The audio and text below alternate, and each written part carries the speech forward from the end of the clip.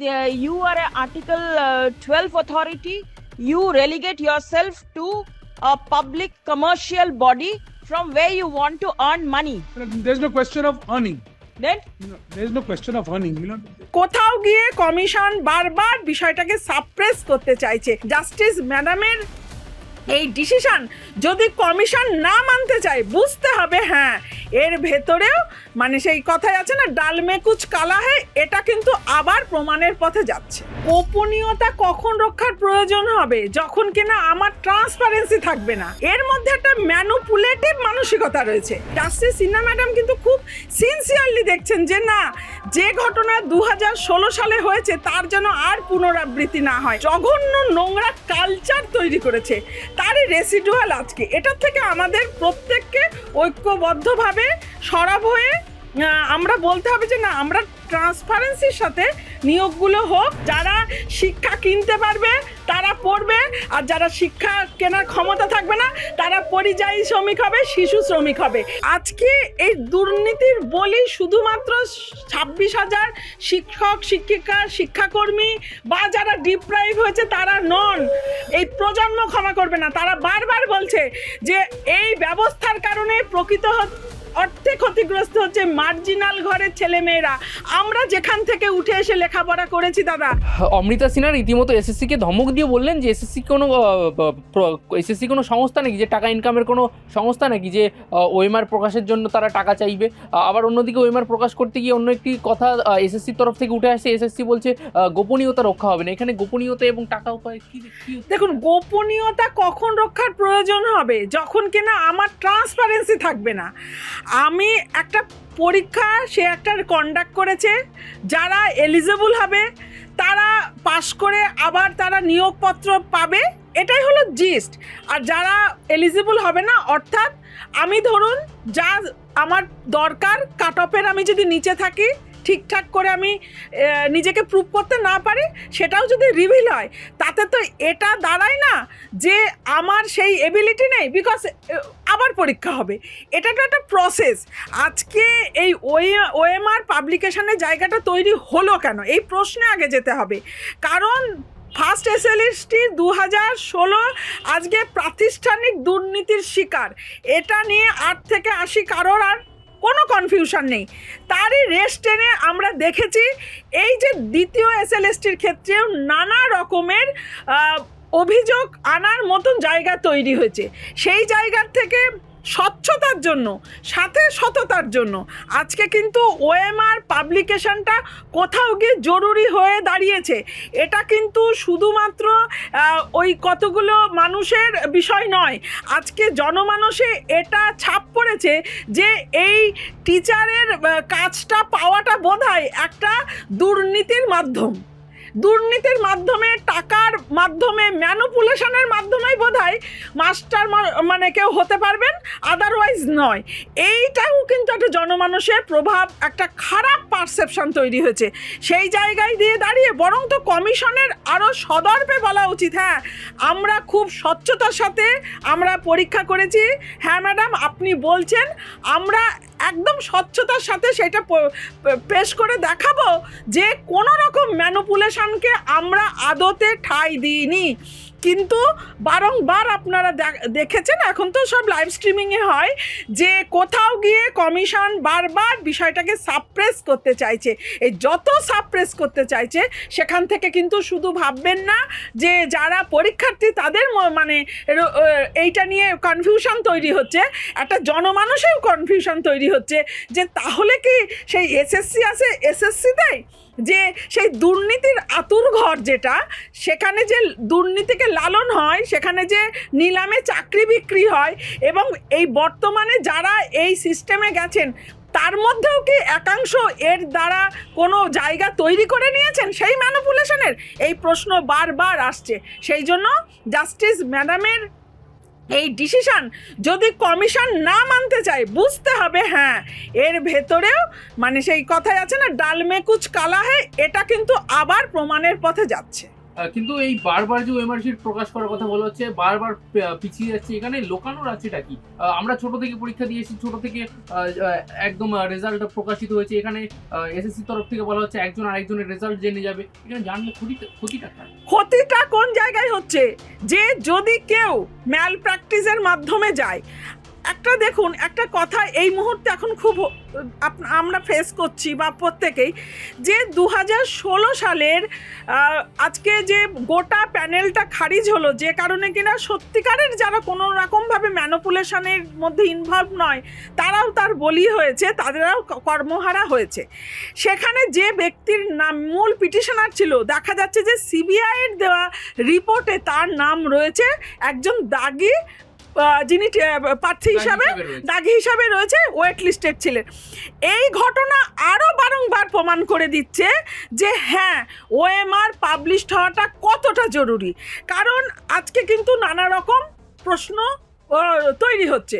কারণ একটা দেখুন, সরকার পক্ষ বা শাসক দল তারা এটাকে রাজনৈতিকভাবে দেখাবে, এটা স্বাভাবিক, বিকজ আইনজীবীদেরও কিন্তু একটা রাজনৈতিক পরিচয় আছে। সেই জায়গা থেকে তারা কিন্তু এইভাবে ন্যারেশনটাকে তৈরি করছে যে এটা হয়তো রাজনৈতিকভাবে উদ্দেশ্য প্রণোদিত। কিন্তু আপনি কিছুক্ষণের জন্য এই জায়গাটাকে সরে গিয়ে যদি আপনি ভাবেন, আজকে আমি হাইপোথেটিক্যালি ধরলাম যে কিছু আইনজীবী তারা রাজনৈতিকভাবে তাদের যে দলীয় অবস্থান তার প্রেক্ষিতে তারা কোথাও গিয়ে এই যারা টেন্টেড তারা তাদের মাধ্যমে করেছে, যেরকম একটা কোড আনকোড একটা ন্যারেটিভ তৈরি করে দেখবেন শাসক দল এবং এই যে চাকরিহারাদের একাংশ কিন্তু তুলছে। প্রশ্নটা হলো সেই জায়গায় আমি ধরেই নিলাম যে তারা তাদের আত্মস্বার্থে, কিন্তু যদি আজকে একদম শুরুতে আপনি 25 সালের এপ্রিল মাসে যখন দেবাংশু স্যারের বসাকের ঘরে বিষয়টা চলছে, যে যখন থেকে বারবার বলছে সেগ্রিগেট করে দিন, কারা টেন্টেড আর কারা not specified to be tainted, আপনি আনটেন্টেড বাদ, আমি এইভাবেই বলি। সেটা ওয়েট লিস্টেডদের ক্ষেত্রে, যেমন আজকে ইন সার্ভিসদের ক্ষেত্রে, ওয়েট লিস্টেডদের ক্ষেত্রে এই যে সেগ্রিগেশনটা যদি গোড়ার থেকে হয়ে যেত, তাহলে তো আজকে এই করুণ পরিণতিটা আসতো না। তাহলে আজকে যে ব্যক্তির নাম মেনশন হচ্ছে, তাহলে তো সেই সময় সেটা উল্লেখিত হয়ে যেত, তাহলে তো আজকে এই গোটা সর্বনাশটা হতো না। তাহলে আমরা যদি সেই মূল জায়গায় গিয়ে মানে ফোকাসটাকে না রেখে শুধুমাত্র ওই ভেসে যায় যে যেহেতু একটি রাজনৈতিক দলের শাসক দলের ভাষ্যর সাথে আমার ভাষ্য তৈরি মিলে যায়, তাহলে কিন্তু কোথাও গিয়ে এটা মনে হবে যে যারা বলছেন তারাও কিন্তু কার্যত রাজনৈতিক পার্সপেক্টিভে বলছে। কারণ এই বিষয়টা কিন্তু ইনভেস্টিগেশন যারা করছেন তারা কিন্তু কোনো দলীয় রাজনীতি না, তারা হলো একটা কেন্দ্রীয় এজেন্সি। স্কুল সার্ভিস কমিশন কিন্তু কোনো রাজনৈতিক দলের প্রতিষ্ঠান না, এটা কিন্তু একটা স্বশাসিত সবার প্রতিষ্ঠান। তাহলে এই রোলগুলো যাদের যাদের প্লে করা অ্যাকচুয়াল উচিত, তারা যদি ঠিক টাইমে ঠিক করে প্লে করতো, অর্থাৎ যখন এই পুরো বাক কমিটি বলল দুর্নীতি হয়েছে, তারপরে আস্তে আস্তে আমরা দেখলাম প্রাতিষ্ঠানিক দুর্নীতি, র্যাঙ্ক জাম, এগুলো সব ভিজুয়ালাইজ হচ্ছে এক এক করে, শেষে গিয়ে যেখানে গিয়ে দাঁড়ালো যে ঠিক আছে এটা আলাদা করে দিন, বারংবার বলা হয়েছে, করেনি। তাহলে সেই সময় যদি করে দিত তাহলে পরে তো বোঝা যেত যে হ্যাঁ এই আইনজীবীরা তারা এই ইন্টেন্ট নিয়ে করছে।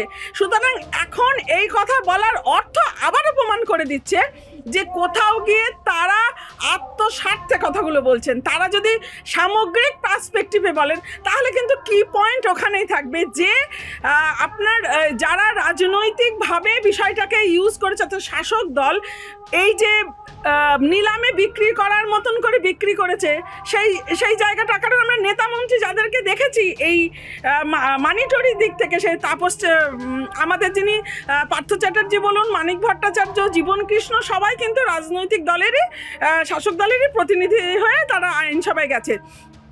এর বাইরে গিয়েও আপনি যে সমস্ত আধিকারিকরা ইনভলভ হয়েছে তাদেরকে কিন্তু আপনি নির্দিষ্ট রাজনৈতিক দলের খাঁচায় বাঁধতে পারবেন। অর্থাৎ এর মধ্যে একটা ম্যানুপুলেটিভ মানসিকতা রয়েছে, এটা কিন্তু বুঝতে হবে, এটা প্রকাশ একদম সত্য। কিন্তু সেই জায়গায় কিন্তু এটা হয়েছে, সেই জায়গা থেকে যদি আবার এই যেটা বললেন, যেটাকে জাস্টিস সিনহা ম্যাডাম কিন্তু খুব সিনসিয়ারলি দেখছেন যে না, যে ঘটনা 2016 সালে হয়েছে তার যেন আর পুনরাবৃত্তি না হয়। অর্থাৎ এই ওএমআর শিট যাতে আর ম্যানুপুলেটেড না হয়, কারণ ওএমআর শিট পাবলিশড হলে তারা যার নম্বর পেয়েছে আর তার ওএমআরে কোন নম্বর বলছে এটা কিন্তু একদম ভিজুয়ালাইজ হয়ে যাবে। আর যদি না হয় তাহলে কিন্তু আবার কিন্তু ওই 2016 পুনরাবৃত্তির দিকেই যাবে।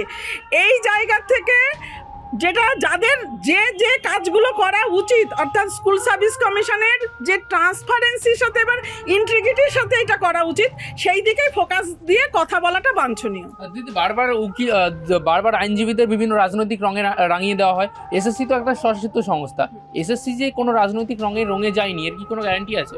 না, আপনি নিজে দেখুন, এই যে ধরুন আমরা কল্যাণময় গঙ্গোপাধ্যায়, এই যে ধরুন সুবীরেশ ভট্টাচার্য, এরা যারা সেই অর্থে সকল রাজনৈতিক দলের নয়, কিন্তু আমরা বারবার একটা জিনিস দেখেছি যে তারা যে ধরনের কার্যাবলী করছে, কোথাও গিয়ে মুখ্যমন্ত্রী তো এখন আমাদের নেই, তিনি একটি রাজনৈতিক দলের দলনেত্রী, তাদের যে রাজনৈতিক কালচার অর্থাৎ দুর্নীতি, দুষ্কৃতিরাজ, থ্রেটনিং, এই জায়গাগুলো তারাও কিন্তু সে কিন্তু একটা প্রশাসনিক পদে থেকে সেইটাকে কিন্তু নারিশ করছে।